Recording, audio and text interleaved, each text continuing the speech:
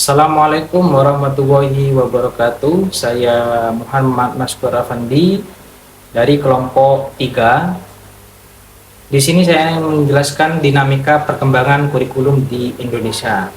Jadi perkembangan kurikulum di Indonesia merupakan refleksi dari perubahan sosial, politik, ekonomi, dan kebutuhan pendidikan nasional. Kurikulum terus mengalami revisi dan dari penyempurna dari masa dahulu hingga masa sekarang akibat dari tuntunan zaman dan arah kebijakan nasional. Berikut adalah penjelasan kurikulum Indonesia secara kronologisnya. Jadi kurikulum 1947 di sini latar belakangnya pasca kemerdekaan. Jadi Indonesia belum memiliki sistem pendidikan sendiri dan masih banyak dipengaruhi oleh Belanda. Ciri utamanya belum memakai istilah kurikulum, tapi fokus pada pendidikan pembentukan karakter manusia tersebut. Kemudian terbagi menjadi pendidikan umum dan pendidikan kejuruan, perjuruan. Kemudian kurikulum 1952. Jadi penyempurna dari sebelumnya. Jadi kurikulum 1947. Ciri utamanya adalah materi pembelajaran lebih rinci. Tujuan pendidikannya lebih nasional mulai terlihat dari sini. Penekanannya pada isi pembelajaran dengan kehidupan sehari-hari seorang siswa tersebut. Kemudian kurikulum 1964. Jadi tujuan utamanya adalah membentuk manusia rohani dari segi rohani, jasmani, cipta, rasa, karsa. Ciri utamanya pembagian waktu pembelajaran berdasarkan kelompok bidang studi. Ada 5 kelompok. Ada moral, kecerdasan, keterampilan, jasmani, dan seni dibagi 5.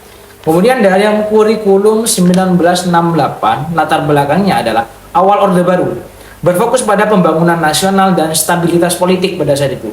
Ciri utamanya adalah menekankan pada pembangunan kepribadian nasional secara Pancasila. Materinya lebih terstruktur dan terpusat. Penanaman nilainya itu dengan Pancasila dan UUD. Kurikulum 475. Pendekatannya melalui instruksional. Jadi munculnya sistem satuan pembelajaran, juga penilaian berbasis hasil belajar, disusun sangat teknis sehingga guru dituntut menyusun rencana pelaksanaan pembelajaran atau RPP secara rinci, detail. Kemudian kurikulum 1984. Jadi kurikulum ini CBSA, ciri utamanya adalah berorientasi pada siswa sebagai subjek belajar.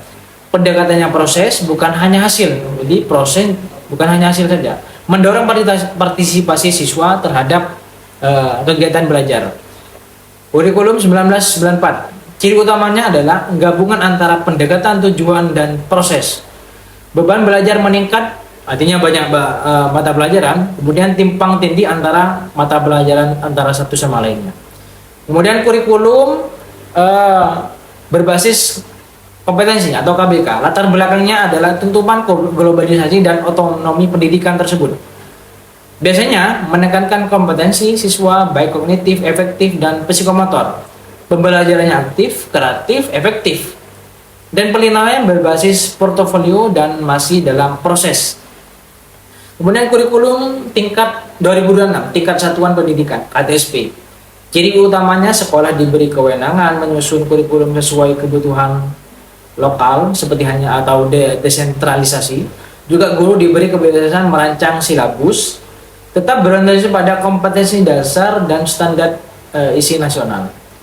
Kurikulum 2013 lanjut K13, ciri utamanya adalah menekankan pendidikan karakter dan integrasi antara sikap pengetahuan dan keterampilan. Jadi pendidikannya mengamati, menanya, mencoba, menalar, dan mengomunikasi.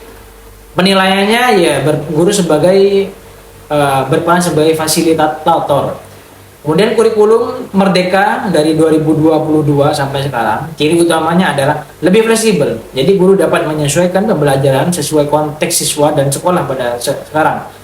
Fokusnya pada penguatan profil Pancasila dan penggunaan proyek penguatan karakter. Tetapi mata pelajaran tematik dihapus pada jenjang SD dan diganti dengan mata pelajaran yang terpisah. Pembelajaran berbasis kompetensi dan diferensi. Kemudian kesimpulan dari dinamika perkembangan ini, kurikulum di Indonesia ini adalah menunjukkan adanya transformasi dari kurikulum yang bersifat sentral menuju ke berorientasi pada isi dan menuju kurikulum yang berbasis kompetensi, karakter, dan kebutuhan peserta didik. Jadi perubahan kurikulum tersebut sebagai respon terhadap tantangan zaman dan kebutuhan masyarakat sekarang dan kebijakan pendidikan nasional sekarang ini. Cukup sekian dari saya, kurang lebihnya mohon maaf. Wassalamualaikum warahmatullahi wabarakatuh.